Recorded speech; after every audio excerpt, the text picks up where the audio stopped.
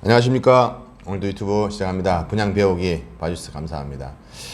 오늘의 주제는 물가 상승하고 경제 성장률, 이거에 대해서 이게 왜 분양하고 관계 있느냐, 제가 전번에 이자 설명 같은 것도 했죠. 그래서 이런 것들이 사실은 알고 계시면 분양의 브리핑에 상당히 도움이 됩니다. 이걸 왜 설명하냐 하면은 어떤 사람들이 상가를 살까? 과연 어떤 사람들이 상가를 살까? 이걸 생각해 봐야 돼요. 단순히 나이를 먹어서 돈이 있어서 그걸 은행에 넣어놓기에 이자가 얼마 안 되니까 뭐 그런 논리로 상가를 산다, 이렇게 보실 수도 있어요. 그런데 좀 더 파악을 해보면 꼭 그렇진 않아요. 이 돈이 좀 있으신 분들은 경제를 좀 많이 알죠. 우리가 9시 뉴스를 보면 처음에 어떻게 됩니까?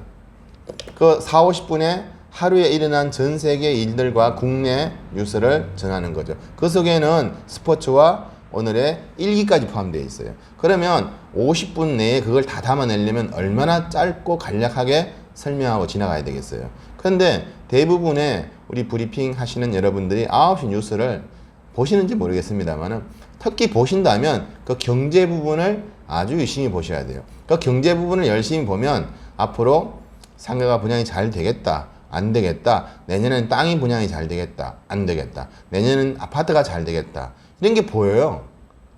근데 그거를 뉴스 9시에 경제 그 분야를 못 읽고 지나가시면 여러분 분양의 전망을 그렇게 빨리 캐치를 못해요. 그래서 그거를 오늘은 그 어떤 사람들이 상가를 살까 생각해 보시면 이분들의 이제 특징이 보이죠.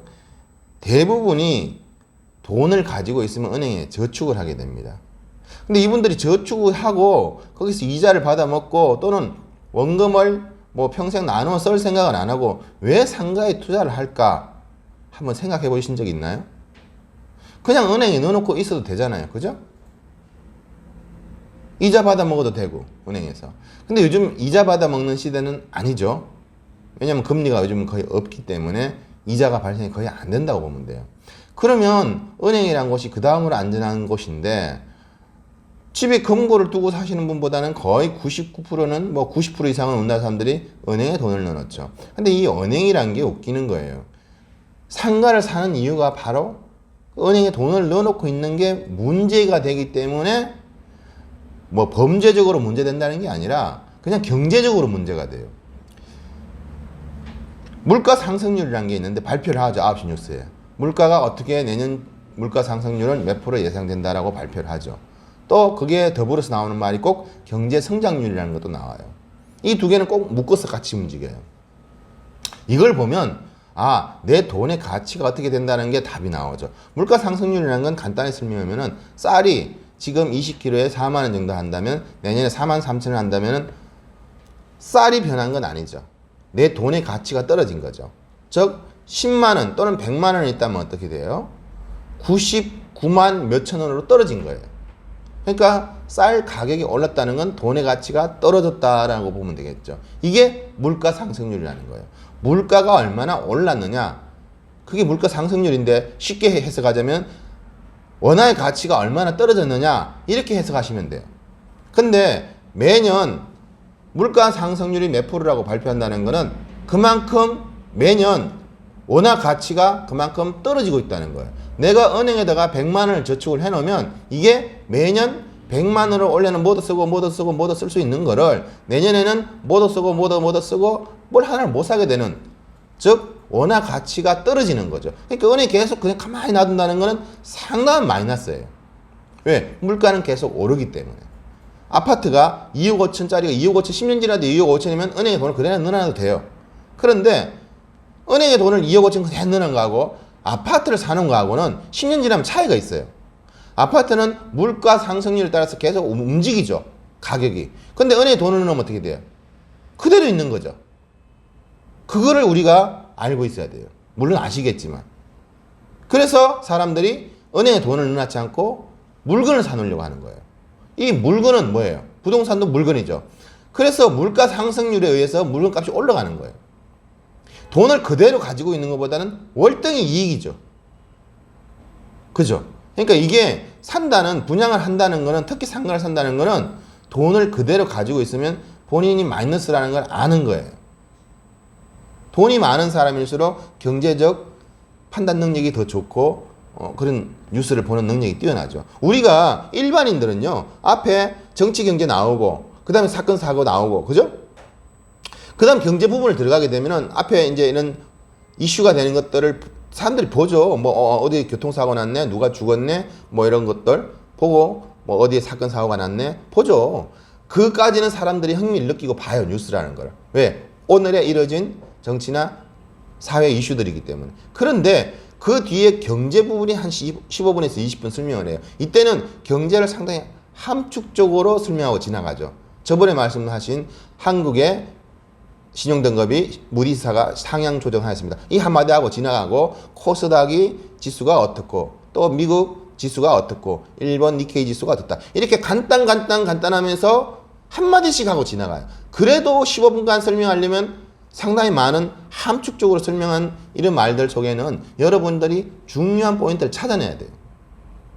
그 속에 이런 말이 있죠. 경제 성장률. 내년 경제 성장률을 몇 프로로 보고 있습니다. 그죠? 또 이런 말이죠. 반드시 따르는 말이 물가 상승률. 내년 물가 상승률을 몇 프로를 보고 있습니다. 이렇게 보고 전망치를 제시를 해주고 뉴스에서. 근데 그 뉴스는 뭐예요? 그 전망치가 그냥 나온 게 아니겠죠. 국가에서 통계를 낸 거겠죠.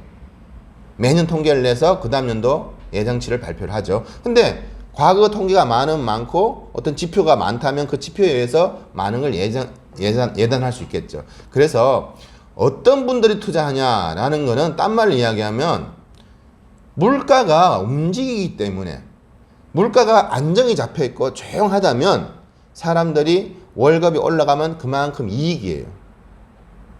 왜냐면 물가는 그대로 있기 때문에. 내가 월급을 300 받는데 350으로 받는다면 더 많은 혜택을 누릴 수가 있겠죠. 왜? 물가가 안정이 잡혀 있으면. 근데 물가가 안정이 안 잡혀 있으면 어떻게 해요? 올라갈 거 아니에요. 올라가면 내가 300 벌던 걸 350벌어도 똑같다는 답이 나오죠. 그래서 모든 거를 현금으로 가지고 있게 되면 손해예요. 현금은 자연스럽게 물가 상승률에 의해서 가치가 떨어지게 돼 있어요. 그래서 은행에 가만히 보관하고 있는 건 마이너스가 큽니다. 차라리 그거를 달러나 금으로 바꿔놨는 게 나아요. 여러분 통장이 있다면 달러 통장으로 바꿔놨는 게 낫겠죠. 현금, 원화는 그 나라의 사정에 따라서 가치가 움직여요. 근데 대부분은 물가가 상승하기 때문에 물가는 10년 지나면 1년에 2%, 3%씩만 올라가도요. 10년 지나면 20%에서 30% 올라간 거죠. 즉, 아파트 가격이 2억 하던 게 어떻게 돼요? 2억 6천. 그죠? 이렇게 올라가 버리는 거예요. 근데 2억 하던 돈을 은행에 가만히 2억 놔두면, 2년, 10년 놔두면 어떻게 돼요? 그냥 2억이 있는 거죠. 그러니까 사람들이 물건, 이런 부동산에다가 투자를 하는 거예요. 이해 가시죠? 오늘 제가 경제 성장률이라는 것도 있어요. 경제 성장률은 뭐냐면 나라가 발전하는 속도를 지표로 표현한 거예요. 그러면 경제가 좋아진다는 거는 사람들한테 혜택이, 월급도 많아질 수도 있고 혜택이 많죠. 경제가 좋아진다는 건 물가 성장률보다 경제 성장률이 더 좋으면은 그 나라는 정상적인 나라예요. 근데 경제 성장률은 낮은데 물가 상승률이 높으면 그 나라는 마이너스 뒷걸음치고 있는 거죠. 나라가 못 산다는 거는 물가가 상당히 빨리 뛰는 나라들이에요. 경제 속도는 느리고 물가 속도는 빨리 올라간다는 건 그 나라는 곧 후진국으로 간다는 거예요. 이해 가시죠? 물건 가격이 계속 올라간다는 거죠. 근데 어떻게 돼? 월급이 안 오른다는 거잖아요. 경제가 발전이 안 되는 상태에서 물가가 자꾸 올라가면 그 나라는 당연히 거지 나라가 되죠. 나중에 뭐 진한 과일 하나 사 먹어도 비싸죠. 쌀 하나 사 먹으려도 비싸죠. 왜? 물가잖아요. 그건 다 물가잖아요. 경제 성장률이 따라가줘야 되거든요. 경제 성장률이 따라가지 않고 물가 상승만 올라가게 되면은 상당히 그러면 좋은 게 하나 있어요. 부동산 가지신 분들이죠. 현물을 가지고 계시는 분들이에요. 농사 지시는 분들. 그건 다 현물이잖아요. 그런 것들은 다 물가가 비싸졌다는 거는 그런 현물을 가지고 있거나 현물을 생산하는 사람은 이익이죠. 그런데 돈으로 가지고 있는 사람은 어떻게 되겠어요? 큰일 나겠죠. 그래서 상가를 사거나 부동산을 산다는 거는 경제를 좀 특히 큰 상가나 이런 거 사시는 분들은 절대로 돈을 은행에 예탁하거나 놔두질 않습니다. 만약에 은행이 아닌 자기 사금고에 보관한다면 대부분은 달러나 다른 나라 돈, 국제통화기금으로 바꿔서 보통 만약에 자기 집 금고에 보관한다면 달러나 금으로 바꿔서 보관할 확률이 90%예요. 그래야 자기 나라의 물가 상승률에 지장 없이 국제적인 돈이기 때문에 국제적인 환율에 의해서 움직이기 때문에 여러분이 변동이 없는 거죠. 안전하죠. 자산이. 안전하게 계속 보관이 되고 있는 거죠. 왜? 물가가 올라갔다는 건 금값이 그만큼 올라갔다는 거고 달러 값이 올라갔다는 거죠. 그래서 만약에 자기 금고에 돈을 보관하시는 분들은 아마 그런 식으로 보관한다고 보시면 됩니다. 제가 다음 시간에는 좀 더 이 분양에 대해서 팁을 조금 더 드리도록 하겠습니다.